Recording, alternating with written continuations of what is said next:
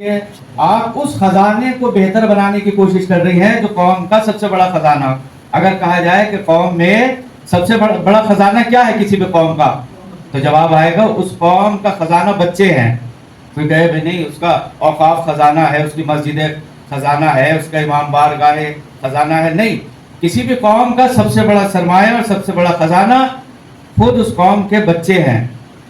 اس لیے کہ اگر بچوں کی صحیح تربیت ہوئی تو ہماری مسجدیں بھی محفوظ ہیں, ہمارے امام بارگاہیں بھی محفوظ ہیں, ہمارے جو ادارے بھی محفوظ ہیں, اور ہمارے جو اوقاف کی پراپرٹی ہے وہ بھی محفوظ رہے گی. لیکن اگر بچوں کی صحیح تربیت نہ ہوئی, بچے دین سے نہ آشنا رہے, بچوں کو معلوم ہی نہیں ہے کہ دین کیا ہے, بچوں کو نہیں معلوم کہ دین کی ہمدردی کسے کہتے ہیں, تو یقین جانیے نہ ہماری مسجدیں محفوظ ہیں, نہ ہمارے امام باڑے محفوظ ہیں, نہ ہمارے ادارے محفوظ ہیں, اور نہ ہمارے اوقاف محفوظ ہیں.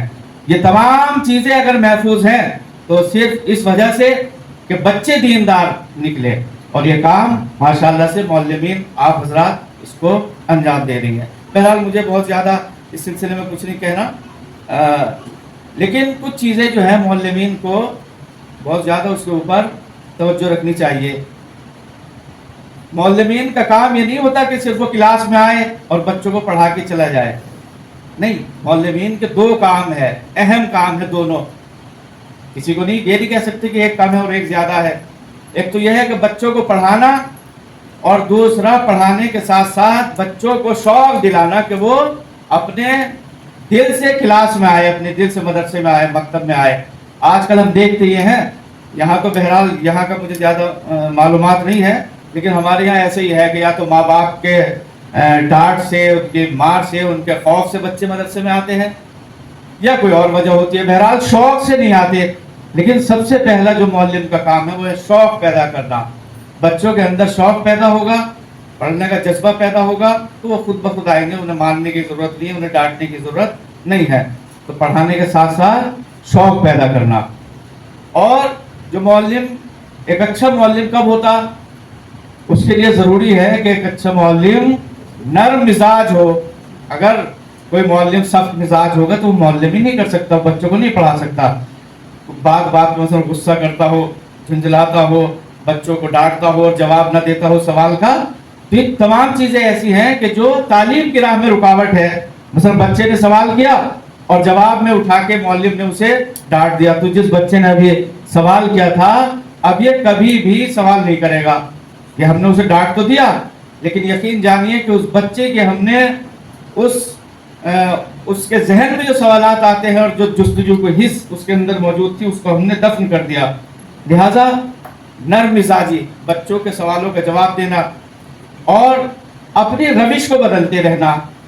ایک طریقہ ہے جو برسوں سے چلا آ رہا ہے, وہی طریقہ ہم بھی اپنائے ہوئے ہیں. یہ چھوٹے بچے ہیں, انہیں پڑھانے سے زیادہ ان کی روش پہ دھیان دینا پڑتا. مثلا اگر سارے بچے ایک سے نہیں ہوتے, کچھ جلدی سمجھ جاتے ہیں, کچھ دیر سے سمجھ جاتے ہیں, کچھ مثالوں کے ذریعے سے سمجھتے ہیں, کچھ قصوں کے ذریعے سے سمجھتے ہیں, کچھ کہانی کے ذریعے سے سمجھتے ہیں. بہرحال ایک اچھے معلم کی پہچان یہ ہے کہ وہ طالب علم کی نفسیات کو پہچانتا ہو, وہ سمجھتا ہو کہ میرے شاگرد جو بیٹھے ہوئے ہیں وہ کس ذہنیت کے مالک ہیں, ان کے سمجھنے کا معیار کیا ہے, پیمانہ کیا ہے, اسی اعتبار سے وہ پڑھائے.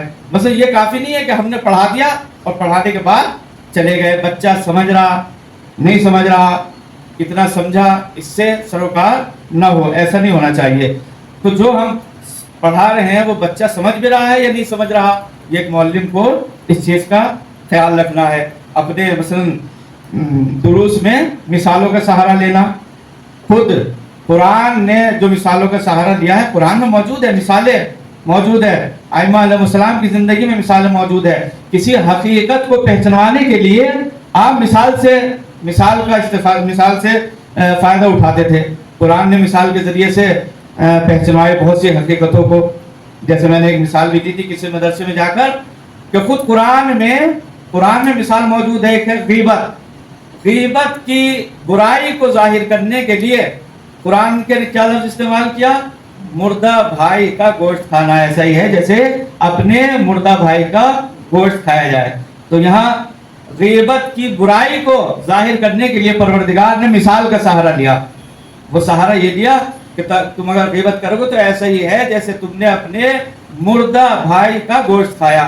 یعنی ایک تو انسان نفرت کرتا مردے سے، اس کے پاس جانا پسند نہیں کرتا کہ جائے کہ اس کا گوشت کھائے، اور وہ بھی بھائی کا گوشت، ایک مردہ، یہ نفرت کی بات، اور اس کا گوشت کھانا یہ نفرت کی بات، اور وہ بھائی کا بھائی ہے جس جو مردار ہے جس کا گوشت کھانا، یہ بہت زیادہ منفور چیز ہے. تو غیبت کی برائی کو ثابت کرنے کے لیے پروردگار نے مثال کا سہارا لیا. جیسے مثال کا سہارا لیا تو اس کے ذریعے سے انسان نے ایک حقیقت کو پہچنوایا. یا پیغمبر اکرم صلی اللہ علیہ وآلہ وسلم ایک مرتبہ اپنے اصحاب کے ساتھ کھڑے ہوئے تھے. اب جب اصحاب کے ساتھ آپ کھڑے ہوئے تھے تو آپ نے دیکھا کہ ایک خاتون ایک بچے کو لیے ہوئے ہے اور اسے پیار کر رہی ہے. آپ کو اللہ کی رحمت پہچنوانا تھی. تو آپ نے اس اصحاب سے کہا کہ دیکھو یہ عورت کیا اپنے بچے کو جہنم میں ڈال دے گی؟ تو تمام اصحاب نے کہا کہ ہرگز نہیں ڈالے گی، کبھی بھی یہ اپنے بچے کو آگ میں نہیں ڈالے گی. کیا یہ اپنے بچے کو آگ میں ڈال دے گی؟ کہ ہرگز نہیں ڈالے گی. اس لیے کہ ماں اپنے بچے کو کس طرح آگ میں ڈال سکتی ہے؟ کہا کہ اللہ اس ماں سے زیادہ محبت کرتا ہے اپنے بندوں سے، 70 گنا زیادہ محبت کرتا ہے. لہذا جب ایک ماں اپنے بچے کو آگ میں نہیں ڈال سکتی تو پروردگار اپنی مخلوق کو جہنم کی آگ میں کیسے ڈال سکتا ہے؟ تو یہاں پر اللہ کے رسول نے اللہ کی رحمت کو پہچنوایا. کس کے ذریعے سے؟ ایک ماں کے ذریعے سے، مثال کے ذریعے سے. مثال کے ذریعے سے کہنے کا مطلب یہ ہے کہ ہمیں ایسی بہت سی سامنے کی مثال ہیں جو کسی حقیقت کو پہچنوانے کے لیے یا حقیقت کو بچوں کی ذہن تک پہنچانے کے لیے ہمیں اس مثال کا سہارا، داستان کا سہارا، قصے کا سہارا لے کر ہم کسی حقیقت کو بچے کے ذہن تک پہنچا سکتے ہیں. تو روش ہمیشہ چینج ہوتی رہنی چاہیے. ایسا نہ ہو کہ ایک ہی روش ہے اسی پہ ہم آگے بڑھتے چلے جا رہے ہیں. یہ بچے ہیں، بچوں کے پڑھانے میں اور بڑوں کے پڑھانے میں فرق ہے.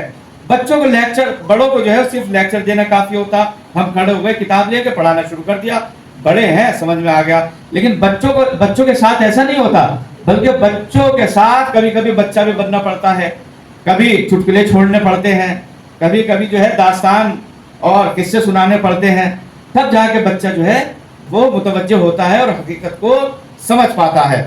تو روشوں کا چینج کرتے رہنا، اور یہ بہرحال ایک معلم کا کمال ہے کہ وہ یہ سمجھے، وہ اس چیز کے اوپر دھیان دے کہ بچہ ہمارا کس روش کے ذریعے سے زیادہ سمجھے گا، وہ روش اختیار کی جائے. اور سب سے بڑا پوائنٹ جو ہے اس سلسلے میں وہ یہ ہے کہ اساتذ اپنے شاگردوں سے ایسے ہی محبت کرے جس طرح والدین اپنے بچوں سے محبت کرتے ہیں.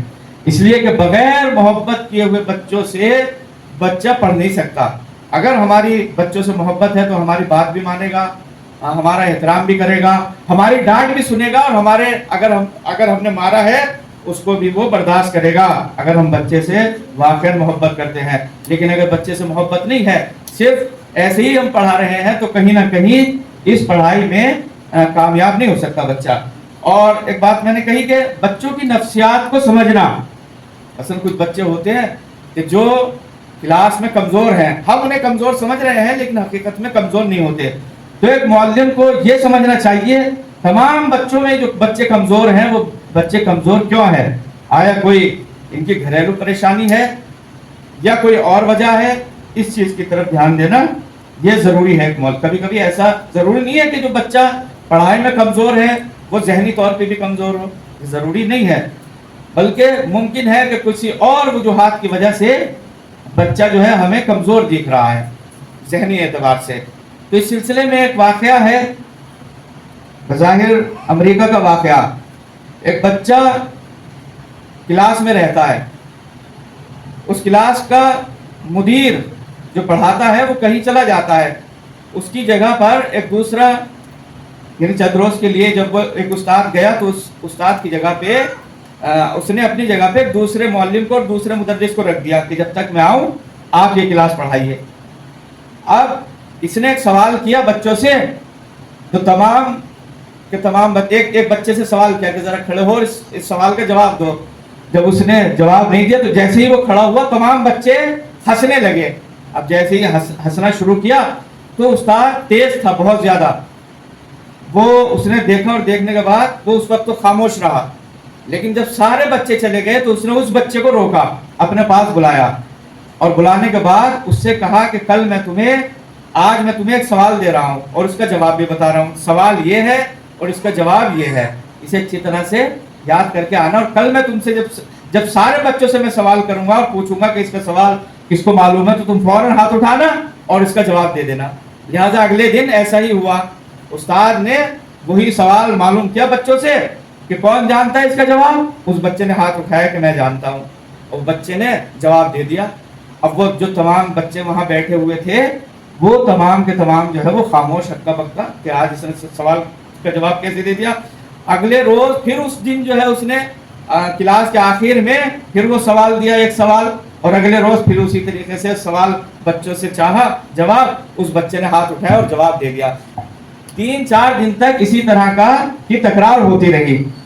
آخر میں یہ ہوا کہ یہ بچہ جو ابھی تک سارے کلاس میں جسے کمزور سمجھا جا رہا تھا، جب اسے احساس ہوا اور اس کے اندر خود اعتمادی پیدا ہوئی تو یہ بچہ کلاس میں فرسٹ آنے لگا۔ یہ بچہ کلاس میں فرسٹ آنے لگا۔ یہ کس کا ہنر تھا؟ یہ اس معلم کا ہنر تھا جس نے بچے کی نفسیات کو سمجھ لیا تھا کہ بچہ ذہین ہے، بچے کا ذہن کمزور نہیں ہے، لیکن کچھ شرارتوں کی وجہ سے بچہ یا تو احساس کمتری کا شکار ہو گیا ہے، بچہ شرماتا ہے، لہٰذا اپنا ذہن حاضر نہیں رکھ پاتا۔ تو یہ ہنر ایک معلم کا ہے کہ بچوں کو پہچانے کہ بچہ کس ذہنیت کا مالک ہے، اور بچہ اگر نہیں پڑھ رہا تو اس کے پیچھے وجہ کیا ہے۔ بہرحال یہ بچوں کو پڑھانا اور ان کی تربیت کرنا یہ عظیم کام ہے، اور آپ نے دیکھا ہوگا کہ بڑے سمجھانے سے سمجھ میں آ جاتا ہے، لیکن بچوں کو باقاعدہ بچے دیکھ کے تربیت کے حوالے سے اگر ہم کہیں تو بچے دیکھ کے سیکھتے ہیں۔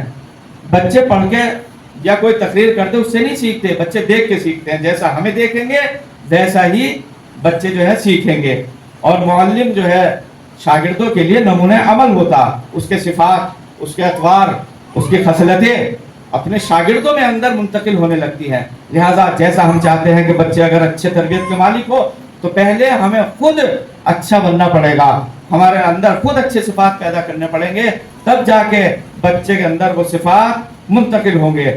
لہٰذا بہرحال یہ آپ نے جو یہاں زحمت کی اور یہاں آئی ہیں، یہ اس سلسلے میں بہت اچھا قدم ہے، اور اس کو جیسے کہ مولانا رضوان صاحب نے بھی فرمایا کہ یہ ایک شروعات ہے، اس کو جو ہے وہ ایک بڑا وہ سمجھ نہ لینا کہ ہدف نہائی اور آخری ہدف کے بس ہم نے کلاس میں شرکت کر لی اور بہت کچھ حاصل کر لیا، نہیں، یہ قدم ہے اور ایک چراغ ہے جو دوسرے چراغوں کو روشن کرے گا۔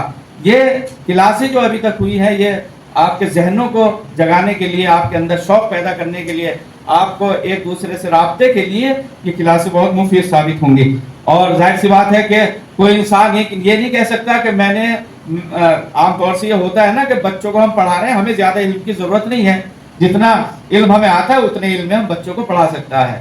تو یہ کبھی بھی معلم کو یہ نہیں سوچنا چاہیے، بھائی بچہ ہے، عقائد کے سلسلے میں کوئی بھی سوال کر سکتا، تو آپ کے عقائد جو ہے وہ پوری طرح سے عقائد کے اوپر آپ کی نظر ہونی چاہیے، تمام توحید کے اوپر، نبوت کے اوپر، امامت کے اوپر، قیامت کے اوپر، اس کو اچھی طرح سے اس کو سمجھنا چاہیے، مسائل احکام جو ہے وہ پوری طرح سے معلوم ہونا چاہیے۔ آداب بچے کو ہم تربیت کب سکھائیں گے؟ جب ہم خود آداب اسلامی سے واقف ہوں، آداب اسلامی کو اچھی طرح سے سمجھیں اور اس کے بعد بچوں کو پڑھائیں اور سکھائیں کلاس میں۔ تو کبھی بھی کوئی انسان یہ نہیں سوچ سکتا کہ ہم جو ہے کامل ہو گئے، اب ہمیں علم سیکھنے کی ضرورت نہیں ہے، بلکہ جب انسان معلم بنتا ہے تو حقیقت میں جبھی سے وہ طالب علم بنتا ہے۔ اس لیے کہ ابھی تک جو ہم نے پڑھا تھا، چونکہ ہم خود اس میدان میں نہیں آئے تھے پڑھانے کے، اس میں تو جو پڑھا تھا وہ بھول گئے، لیکن جب معلم بن کے پڑھتا ہے بچوں کو پڑھانے کے لیے تو وہ پڑھانے کا نظریہ اور پڑھانے کی سوچ، پڑھنے کی سوچ جو ہے وہ الگ ہوتی ہے، وہ ذہن میں بیٹھ جایا کرتی ہے۔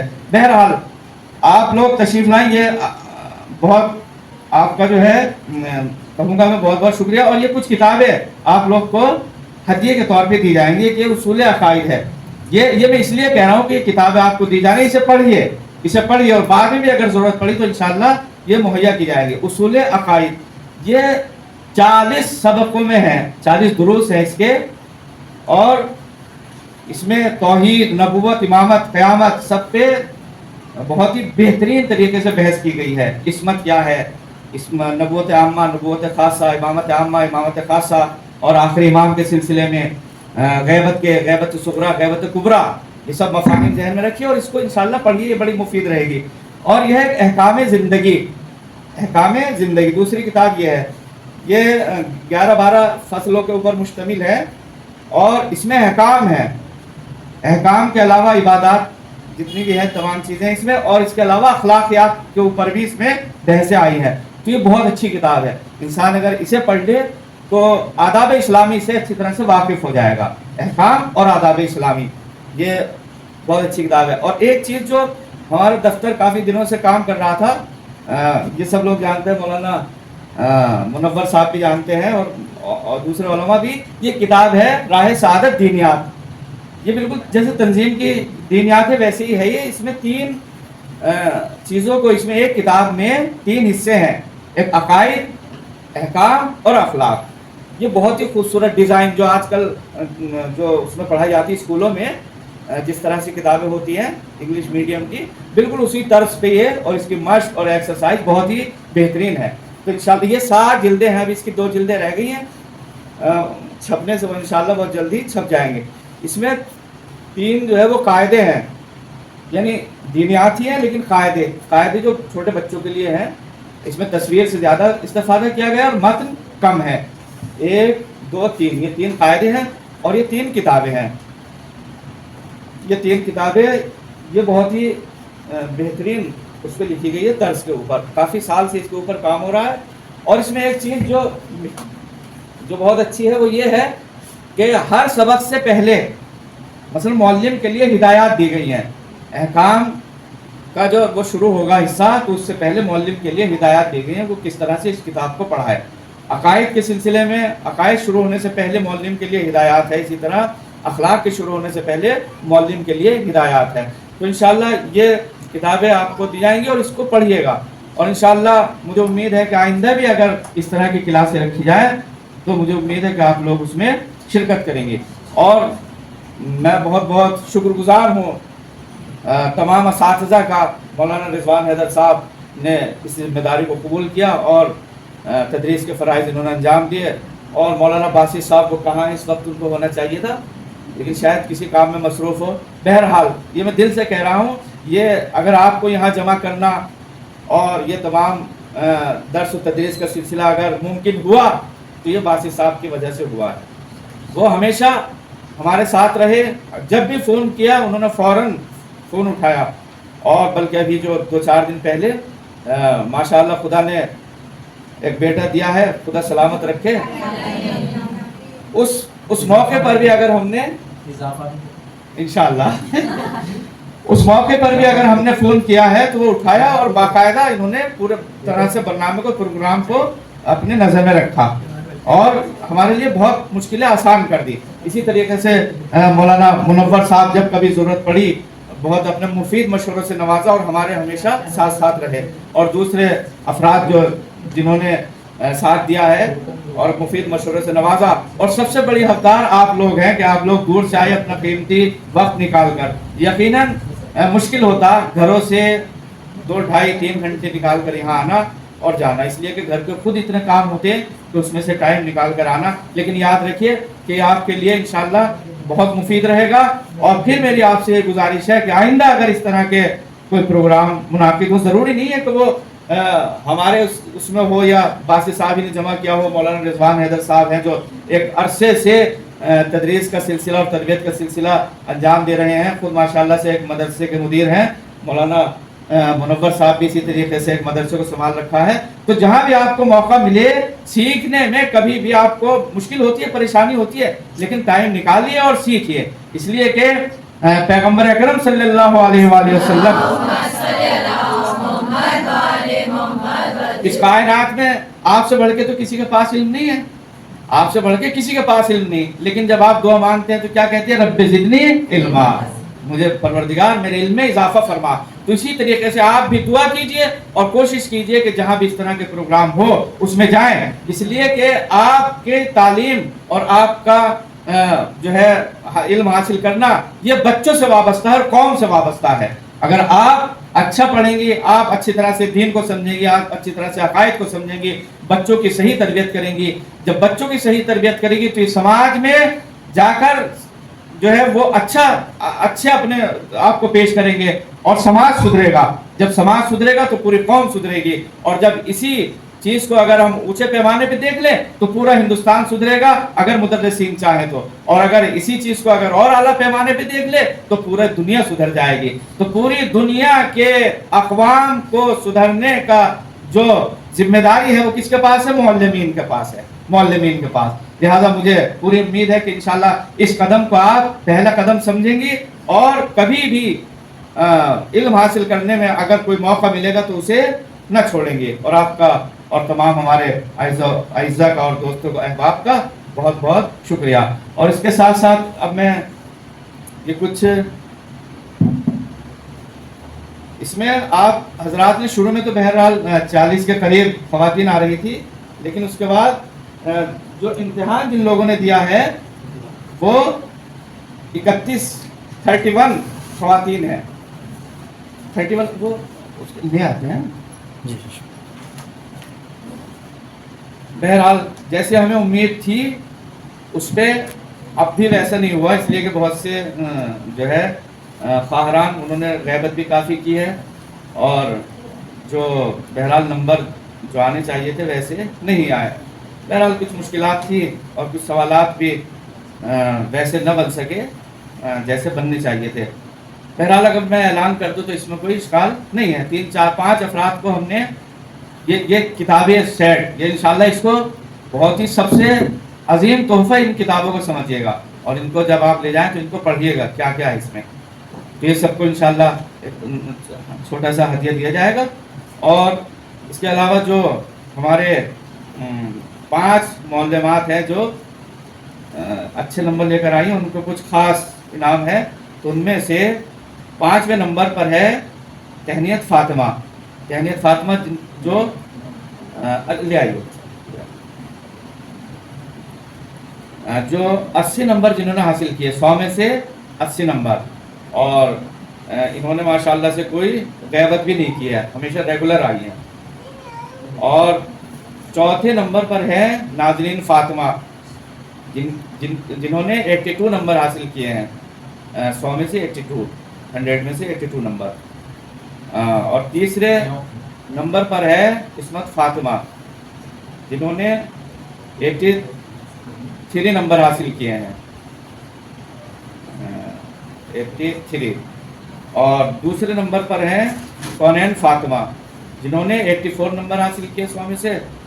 और अव्वल नंबर पर है सारा बेगम जिन्होंने 85 नंबर हासिल किए हैं। शायद इन्होंने जब मौलाना नहीं थे तो 4 दिन तदरीस भी किया है। बहरहाल बहुत अच्छा। और मुझे उम्मीद है कि इंशाल्लाह आइंदा भी आप जो इसी तरह आती रहेंगी। और उर्दू पे भी ख़ास आप ध्यान दिया करें। उर्दू ये किताब पढ़ें तो सिर्फ इसके मुतून को जहन में रखना ये अच्छी चीज़ है, लेकिन उर्दू ख़ास करके इमला उस पर भी ध्यान दीजिए। इसलिए कि आजकल ये देखा जाता है कि बहुत ज़्यादा उर्दू की बहुत शिकायत होती है, नाम भी नहीं लिखना आता। बहुत से मौलमात ऐसी होती हैं जो बच्चों के नाम गलत लिखती हैं, तो कम से कम बच्चों के नाम जो है लिखना आना चाहिए। बहरहाल ये कुछ इनके लिए कुछ इनामात छोटे से आए हैं। इंशाल्लाह मौलाना रिजवान साहब जो आपसे करीब भी रहे हैं और आप एक तरह से शागिर्द भी हैं, तो मौलाना रिजवान साहब के दस्ते मुबारक से आप लोग जो है ये अपना इनाम हासिल करेंगे। तो सबसे पहले मैं 5वां इनाम तहनीत फ़ातिमा, मोहतरमा तहनीत फ़ातिमा को आवाज़ दूंगा कि वहाँ और अपना इनाम दरियाफ्त करें। वो किताबें वहीं से उठा लेंगे। हाँ किताब उठा लीजिए।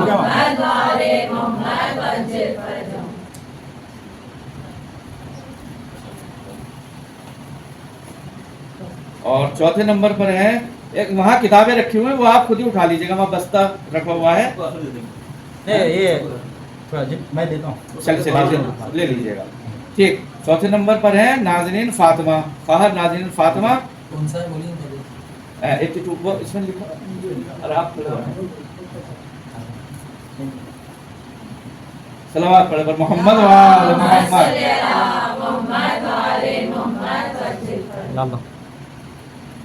और तीसरे नंबर पर है फाहर इस्मत फातिमा, जिन्होंने 83 नंबर हासिल किए हैं, अपने नाम हासिल करें।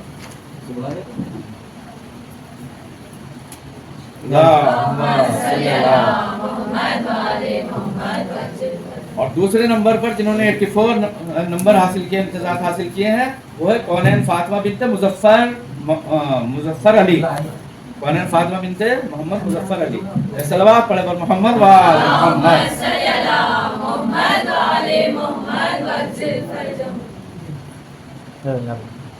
और पहला नंबर जिन्होंने सबसे ज़्यादा नंबर हासिल किए हैं और माशाल्लाह रेगुलर भी रही हैं ये क्लास में, इनकी सारी हाजिरी हैं, वो है सारा बेगम बिनते मिर्ज़ा हादी अली, जिन्होंने